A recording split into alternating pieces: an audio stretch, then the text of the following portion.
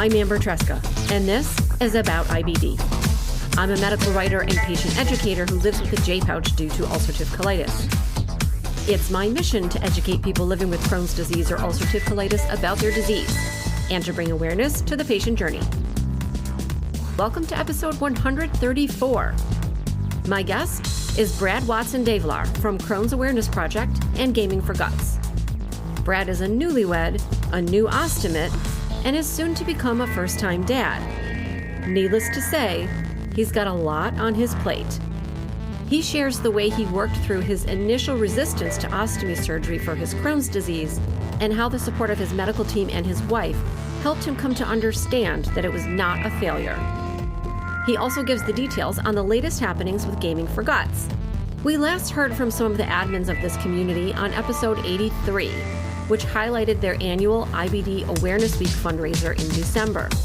Brad is now putting together an event for World IBD Day on May 19th, which will include the participation of your favorite streamers from the IBD community, as well as some fundraising milestones you won't want to miss.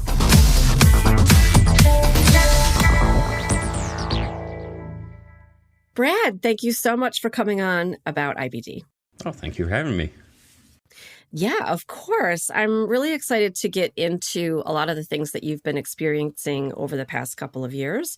But first, let's tell everyone who you are. Would you introduce yourself briefly? Hi, I am Brad Watson-Davelaar, and I've been raising awareness for IBD since I was in my teen years. I have Crohn's. I was diagnosed at the age of 17. And most people know me from either the Crohn's Awareness Project or Gaming for Guts. Mm-hmm. Yes, of course. I know you from both. But look, we know a lot about each other already, but there's a lot that I don't know about you. And this is one of the weird things I always say about meeting people as you get older in life. You've lived a whole life that I don't know anything about, including your diagnosis journey. So that's where I would really love to start. I'd love to know when you were diagnosed and what that process was like. Well, I was diagnosed when I was 17, back in high school, and it's been so long, so the memory gets foggy as the years go by. Mm-hmm. But I directly remember weeks, if not months, of not being able to make it home from school without an accident. And I was beyond embarrassed and ashamed and would not talk to anyone about it. I didn't know about IBD or anything back then. And I know when I did start talking about it, like my mom and stepdad went the route of, you eat a lot of bran and stuff like that. It's probably just that. And it would go for a little bit longer before like I was taken in to see a doctor. And I remember my GP being very surly about it too. I don't think he was happy that he had to do the extra work to figure out if I had anything wrong. Mm-hmm. It was definitely hard in the earlier years. Mm-hmm. I didn't talk about it because in high school I was bullied for having Crohn's. I have a specific memory where a bully shoved me against a locker and asked me, "Is this where your Crohn's is?" and then proceeded to punch me in the guts. So that kept me quiet for years. Mm-hmm. And understandably. Yeah, like it took me a while, and it wasn't until I was on my own, like I had my own care, that I realized I needed to talk about it more because no one knew. It was more of an unknown at that point. Mm-hmm. Unknown for you, unknown for everyone around you? It felt like in my time in advocacy, at that point, no one knew of Crohn's or IBD, where compared to today, people know the terms Crohn's and IBD and have very generalized facts of stuff. And usually it's just, oh, it's that washroom disease. Right? So like we've come a long way, but we still now need to keep going. Right. So I have to point out, Brad, you said washroom because you're Canadian. What? And what there's do you guys say? Bathroom or restroom, which, neither one of those things actually makes a lot of sense.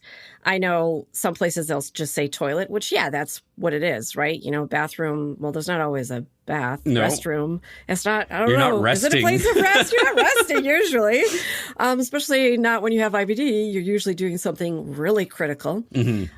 But in Canada, there's a lot of IBD. Like, I believe even more so than there is in the United States. I think so. So yet it wasn't understood when you were growing up? No, and I like to get upset at my parents at the time because my grandmother had lupus. Mm-hmm. And it's known that that is technically where I got Crohn's from, because autoimmune disease, you typically get something in the grouping. If it's not IBD, you might get something else. Like a cousin of mine, I can't even remember because it took her 15 years to get diagnosed. But it was I think it's an autoimmune disease that's part of the spine. Yeah. But it's a gamble. And my mom and her sisters, they just had IBS. So they never really thought about it. Right. So yeah, it was an unknown in my early years. Yeah. Yeah. Which I think is true for a lot of people, unfortunately. Even these days, it is a lot different, but I still speak to a lot of people who have the same experience that you did, which is unfortunate. But that's also why we're here, right? Exactly. So, well, you've been through a lot. So you were diagnosed. Many, many things happened to you. And you did wind up having surgery, a few surgeries, I think. Yes. So can you take me through, what was it that precipitated the surgery finally? And what made you make the decision to have the surgeries that you did?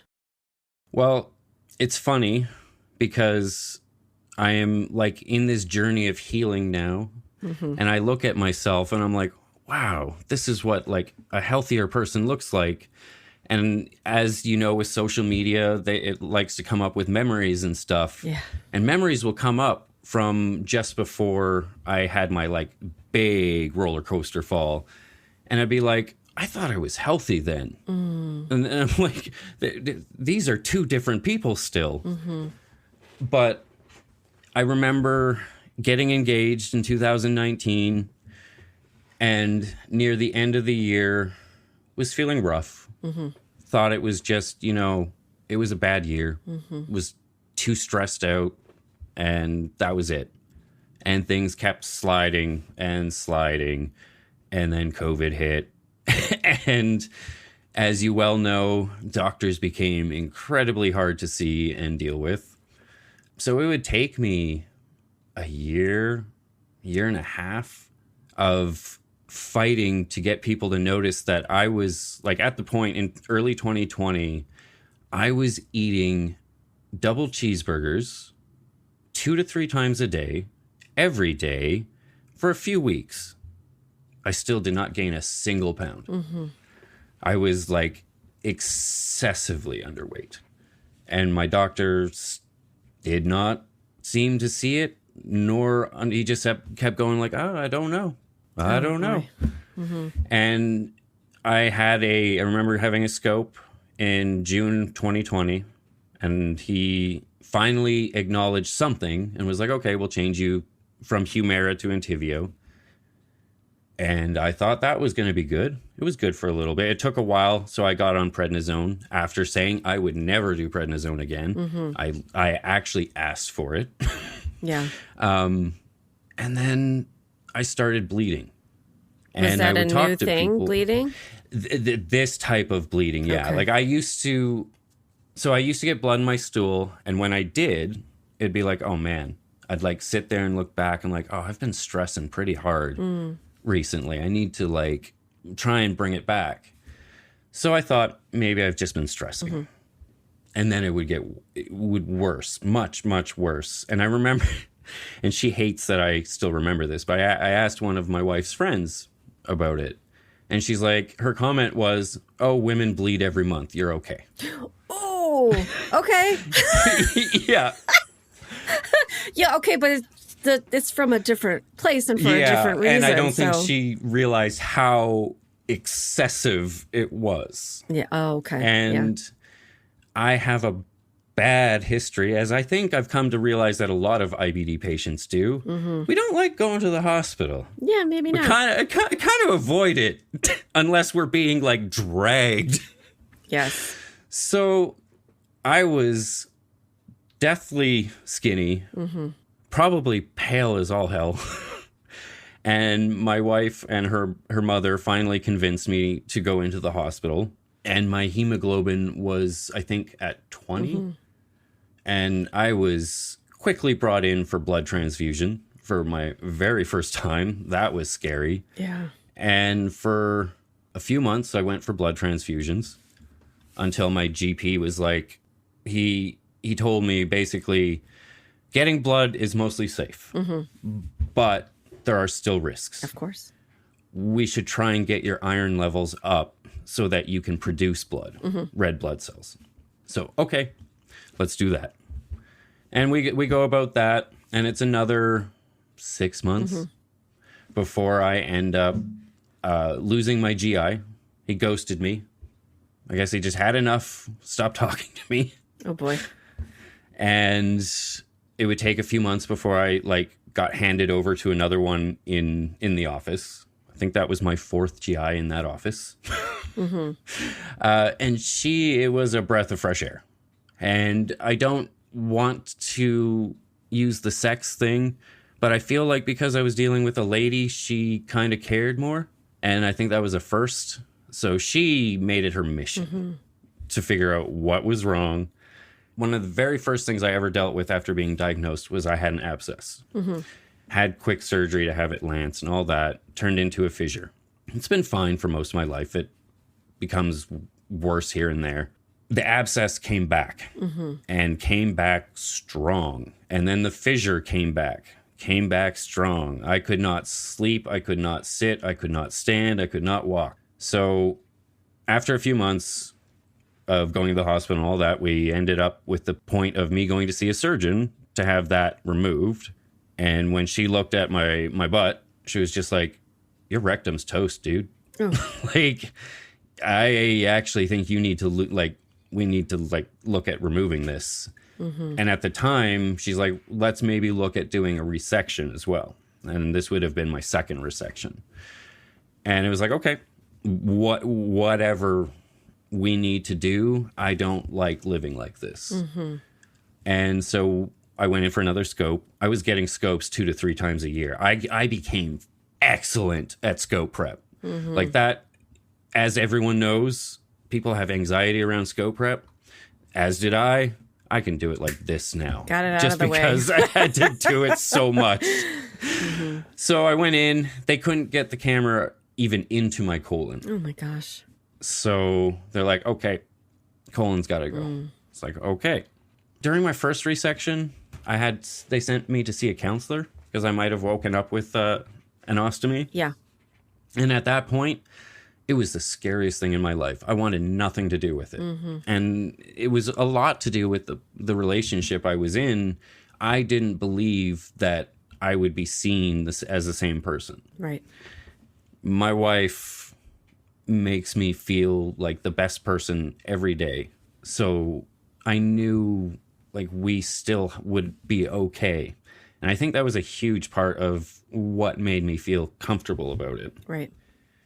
We'd get everything set up, and then I'd be like, okay, I need to get married. This is going to take too long. It's going to take me out of the picture for too long.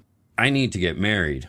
So my surgeon and my GI, they powwowed together, and I was basically put on my antibiotics and steroids were cranked back to their top level, and I was left on those for another half a year.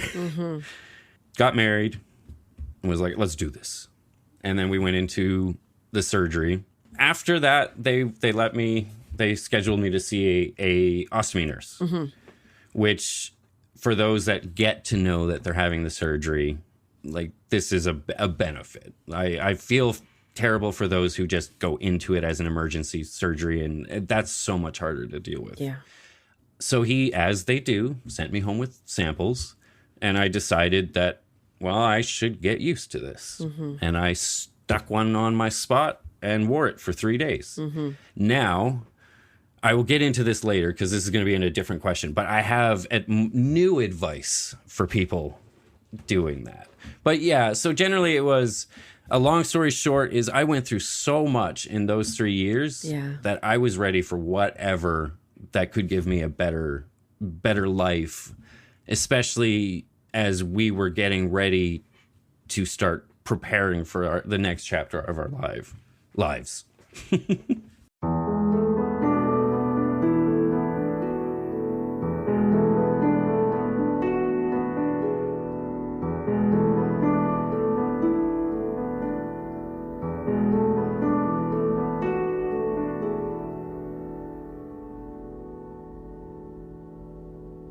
Brad, did you do anything special to prepare for your wedding, and how did you get through it all? The regimen that I went through to get through that, because it was a weekend event. We were at like this lodge for the weekend. I smoke weed. Admittedly, since being healthier, I smoke far less. How nice is that?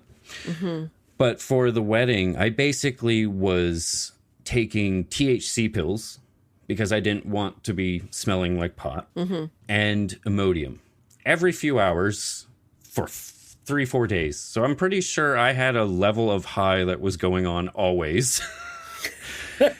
But it kept me like level. Right. Like I got through that wedding, and my friends were key. It was such a monumental weekend to get through, and I don't know how I did it still to this day. Needless to say, it has been a very eventful few years for you. You had a very eventful pandemic. And the milestones just keep coming, because your next milestone is fatherhood. And so I'm wondering, this is a gigantic question. How do you think that becoming a dad is going to change your life? Well, the funny thing is I've been talking to my wife a lot about this over the last few months of I've come to realize that obviously there's no perfect time to become a parent. Yep. But this is a part of my life that I think I am like beyond ready for.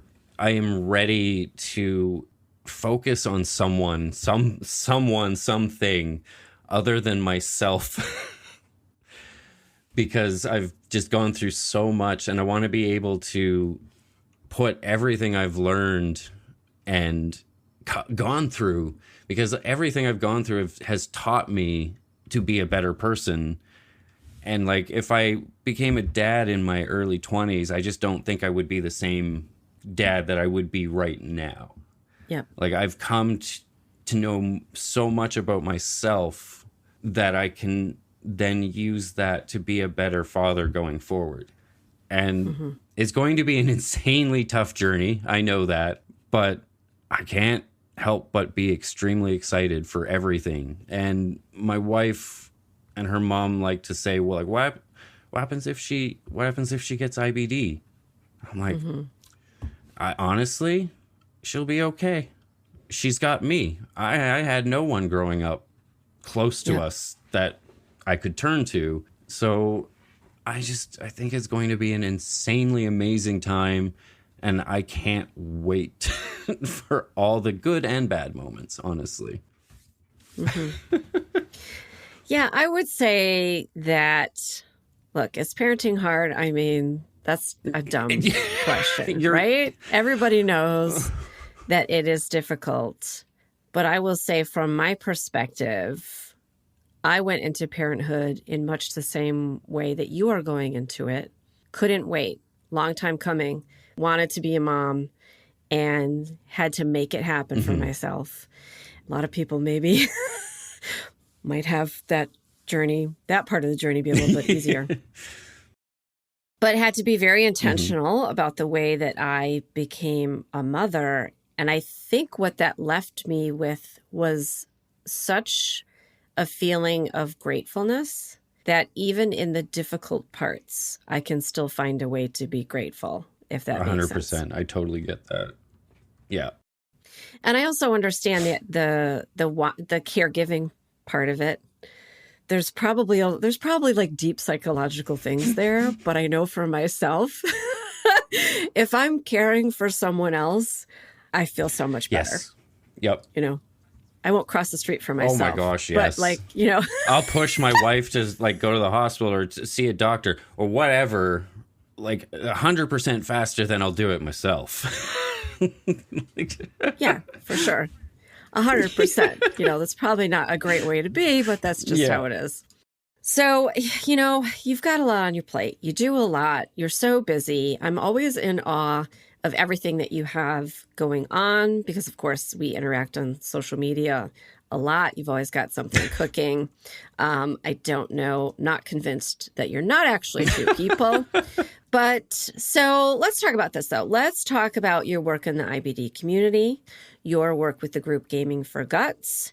Can you give me a description of Gaming for Guts and then the kind of events that you all have had over the years? Yeah, for sure. So Gaming for Guts is a growing community of both beautiful people with IBD and amazing friends and family who support people with IBD.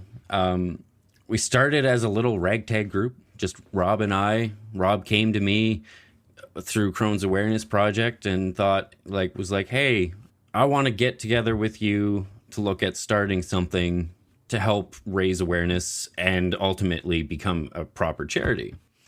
And it was amazing because at that point I had crashed and burned a charity attempt because I went so hard trying to make something huge. And then this thing just came into my lap and it was so small and it was just for fun. And over the years, we've just kept growing, but like as just a little community. And we have done so much for our little group. Like I am so proud of everyone that is part of it. And I think we're 9 years this year. Over that time, we've raised just over $61,000 American, which is unfathomable, honestly. And then I like to put it into Canadian dollars, and it's like over 80,000. I'm like, yes. But yeah, so we wanted to make a charity that was for people like us because and it's changed a lot since we first started. But at that point, most IBD charities were runs, walks, big galas. We're introverts. We don't want to do that stuff. So, you know, a bunch of introverts get together and we play some video games and we just have a good time. You know, there's nothing better than that. I agree completely. Tell me about the event that you have coming up, the next event that you're doing for World IBD Day. So, as it's known, we've talked a little bit. I'm Canadian. Sorry, no, kidding. Anyway, the only Canadian in the group out of the administration, that is. Yeah. So I get ragged on a lot. It's fun. Yeah. I've been trying to get myself noticed by Crohn's and Colitis Canada, and they actually came to us requesting for us to do something for them. Worst time, but hey, we're getting with it. Yep. So, you know, it took some serious thought because I don't want to overload people. And so we have our main event in December, and I didn't want to have anything like directly corresponding right around that time. And it was like, okay, what's another big IBD time in the year? World IBD Day. And we'd never really done much for it. Last year we attempted to start doing a stream. It was small, made a little money. It's okay. Well, not made, made donations. Yeah. This time, as I like to put it on the ads, G for G is going Canadian, eh? Put that Canadian accent on there. So it's going to be interesting. We're going to be doing as many Canadian-centric themed things as we can. I have done my best to research Canadian games Canadian devs. So my hope is that we're actually doing it more with the Canadian flair, like almost everything, just because I wanted to differentiate it from the main event as much as possible. So there'll be pancakes. There'll be maple syrup. I don't know if you've seen my post, but one of my incentives will be for X amount of dollars donated, or every X amount of dollars donated, I will take maple syrup shots. If you've seen Super Troopers. Okay, but why is that hard? Like, that's not hard. It adds Brad. up. It adds up. Unfortunately, actually, we might bring in one of our milestones that we didn't get to do from the main event due to personal things happening behind the scenes with some friends. And I might do my hot sauce, my hot ones challenge in there. We'll see. I've got the hot sauces. So what would the challenge be? I know that's like a big thing now, is like there are podcasts and stuff where people eat hot peppers or eat spicy foods. What would the challenge be? Just eating something? Or will you do it on a stream? We would do it on stream. My goal was to do it as close to hot ones as possible. So it would basically have one person that would have a set of questions, obviously IBD related and awareness related. And we'd throw in some fun ones and just have people do the gauntlet and see what happens. Like the interviews that happen out of hot ones are amusing because the hot sauce tends to take people out of their element and make them open up so much more. So I'm curious to see how it works. It'll be fun.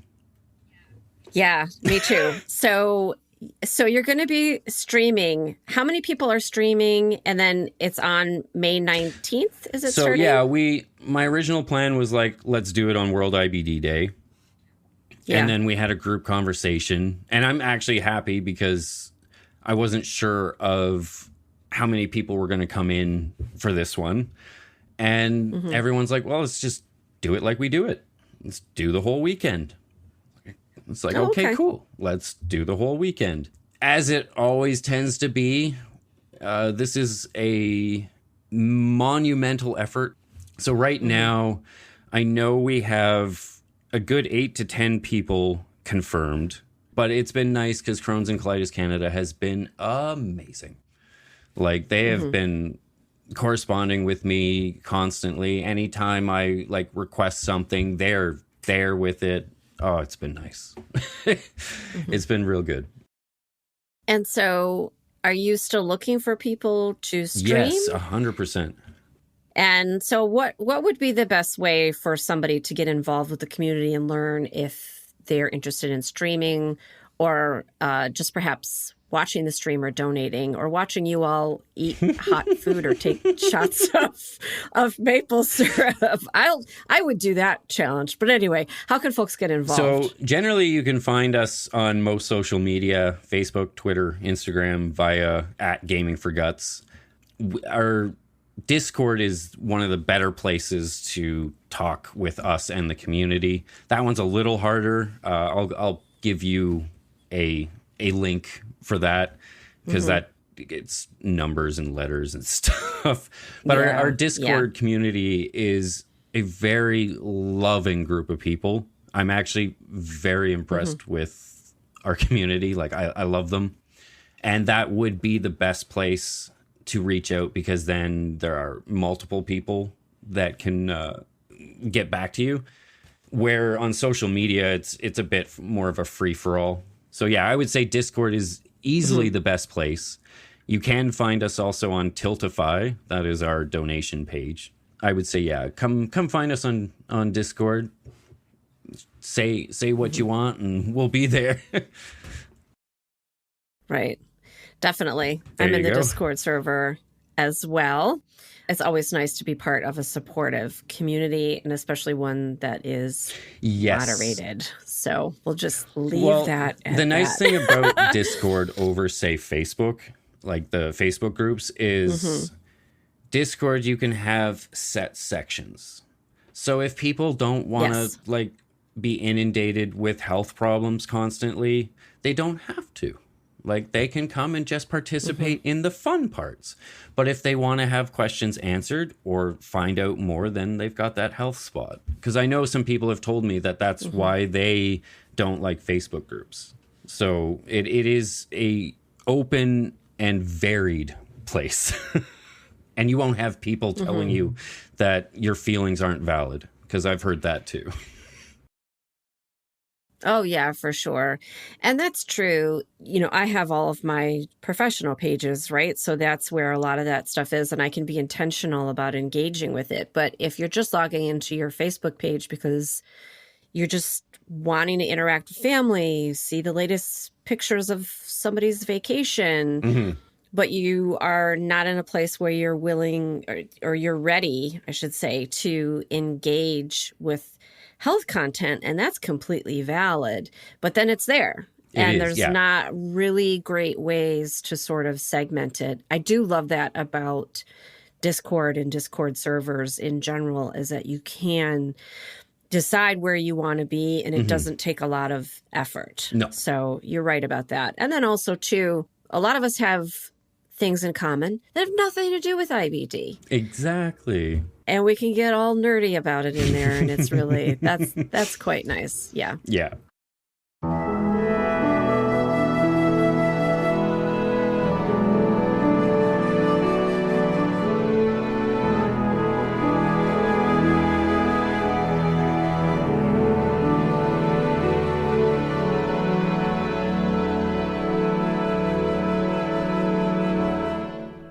All right, Brad, as a new ostomate, I think it's been about a year for you. 8 months. Oh, it's only been 8 months. Yeah. Here, I'm I adding know. time. If time feels like it's flying. Yeah, I'm sure it does. Well, it's because, you know, you keep yourself busy. But things are still really fresh for you, is what I'm thinking. And so I'm wondering if you have any advice for people looking back on your past 8 months. For those having ostomy surgery in their future, what might you say to them? Well, one of the things I would definitely start with is a correction of my own feelings from before my surgery, which was, I thought having an ostomy was the end of the road. That was, you basically failed everything. You f***ed up. There's my first swear. Beep. So you messed up, and it's on you. Like, it's almost like a feeling of failing. And that was for a huge majority of my life the way I thought of ostomies, until I admittedly I avoided the subject, because I don't like talking about stuff that I don't have personal experience with. I don't want to be giving misinformation, so I avoided it, and I was afraid of it. As I mentioned before, personal issues, people I was with. So going into this, I tried to be as open as possible. And as I said, my wife was a huge help. And I mentioned earlier that I got to see an ostomy nurse.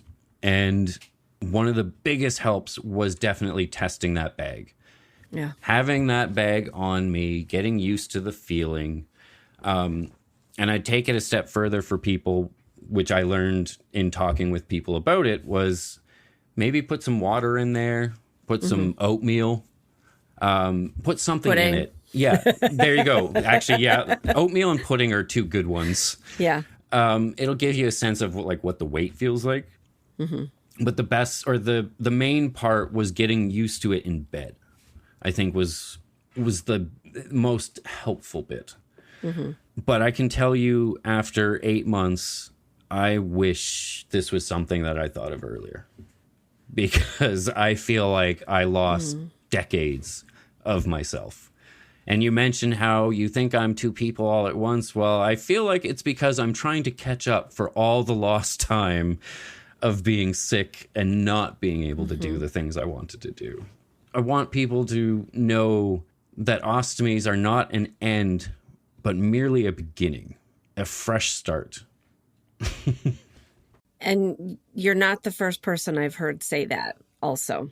So I think it's worth reinforcing that for some people, it can be a really great decision and can give them their life back or give them a life. Yes. Because, yeah, watching you go through all of this, get down to where you weren't keeping the weight on, you were bleeding, you were very transparent about your whole journey this whole time. You were using your artwork. I'm going to make an assumption that you use your artwork to help you cope a little bit. Oh, yeah. But but it also gave me and all of the rest of your followers a way to understand what was happening to you, and hopefully people outside of the IBD community a way to understand what it was like to be you. And I think you're right, coming at it from the mental space, understanding that it is going to be something that's going to be a positive thing in your life, and approaching it in that way is going to be the best way to ensure that you have a good outcome, I think. I would also say, and I know it'd probably be hard for some people at first, but being open about it is also truly helpful. My friends, like I was open with my friends and everything, and admittedly, my friends were really good. They asked me questions, and like they looked right. I've been very open about showing Sean and showing what he's looked like through every stage. Even when I messed up and he wasn't looking so good, I still show that. But I am thankful for friends who want to learn and not just be like, ugh, no, because it does help. Like you're not going through it alone if your friends are there beside you still. Absolutely. Well, Brad, I want to ask you about your wedding. I want to ask you here. Brad's like, well, how long do you have? Yeah. I don't know if you've ever seen pictures of my wedding. I was married at medieval times in New Jersey. And so we got married in what was Renaissance Italian style clothing. Okay. You yourself wore a kilt for your wedding. So tell me about that decision and what that was like. Well, and amusingly enough, to go back to the bit of seeing my ostomy nurse, when I had my placement for where Sean would go, the one concern was I want to wear my kilt. So he made sure to put it in a spot that would not hinder when I was wearing my kilt. Those that might know, I am Gaelic in descent, as you might see it in my beard. I am from Nova Scotia. I do have a family tartan from the Watson clan, but I had not seen it in person up until my wedding, and pictures of it, it's very mustardy. And I was like, I don't want that. So I went with my home tartan, the Nova Scotia tartan. It's beautiful colors. Yeah. And I think that was the one thing for my whole adult life was when I got married, I wanted to wear a kilt. And it's actually a tradition in my side of the family. Everyone has done, or all the males have done it except for my father. It's something growing up, it was a dream and a tradition, and I had to keep that tradition going. And now I have that kilt with me for life. And I will wear it for all my daughter's special events. And it is my formal wear now. I love that. And it made for some spectacular photography as well. And so I want to make sure that everyone can get access to where all of your creative endeavors are showcased so that they can enjoy it as much as I have. So take me through, this may take a hot minute to take through all of the social media. Can you tell me where we can send people? And I'll put it all in the show notes, of course, but where can folks find you so that they can engage with you further? Okay, well, on Twitter, you can find me mostly at BW Photo Canada. On Facebook, it's Crohn's Awareness Project. Instagram would be BW Photo as well. As you can see, I did not do good with separating. I had started separated, And then for whatever reason decided, nope, I am just going to be open and show who I am, even on my photography side. And honestly, it's gone okay. But yeah, mostly you can find me either BW Photo or the Crohn's Awareness Project. And obviously Gaming for Guts, but that's the group effort. Right. And Gaming for Guts has the Discord server. You're also on Twitter as Gaming for Guts. Twitter, Facebook, and Instagram. But Twitter and Discord are probably the most active. Well, it does seem to be working for you. Like I said, you do have a very strong presence on social media. I appreciate it. I appreciate you sharing your journey with everyone in the way that you have. You probably hear back from people all of the time. But I will say that probably for every one person that gets back to you and lets you know that you have made a difference in their life, there's probably 10 more that for whatever reason are you have made a difference for them, but maybe they just aren't really able to tell you in that way. So it's been so incredible to watch your journey, to see that you are feeling so much better now, to be married. You have a baby on the way. I can't wait to see what you do with the photography for that baby. That's going to be fantastic. Oh, trust me, plans are... I've already got our 6-month Christmas photos planned out. You know what? That's amazing. I would expect nothing less. And then thank you for engaging with me and letting me know about the event that you have coming up for World IBD Day with Gaming for Guts. And it won't be the last one. There'll be many more to come in future years for anyone who's listening to this after World IBD Day in 2023. So thank you, Brad. Thank you for talking with me. Thank you for everything you do for the community. And I really appreciate you. Thank you so much.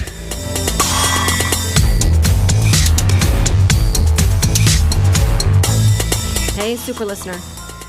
Thanks to Brad Watson-Davelaar for sharing his journey and for putting so much of his wisdom and experience back into the IBD community. You can find him across the interwebs as Crohn's Awareness Project and BWD Photo Canada. Gaming for Guts is the community that's sponsoring the World IBD Day event the weekend of May 19th. You can find them all over the interwebs as Gaming for Guts, and that's with the number 4. Links to a written transcript, everyone's social media handles, the link to the Gaming for Guts Discord server, and more information on the topics we discussed is in the show notes and on my episode 134 page on aboutibd.com. You can follow me, Amber Tresca, across all social media as About IBD. Thanks for listening, and remember, until next time, I want you to know more about IBD. About IBD is a production of Malintal Enterprises. It is written, produced, and directed by me, Amber Tresca. Mix and sound design is by Mac Cooney. Theme music is from Cooney Studio. G for G is going connect. G.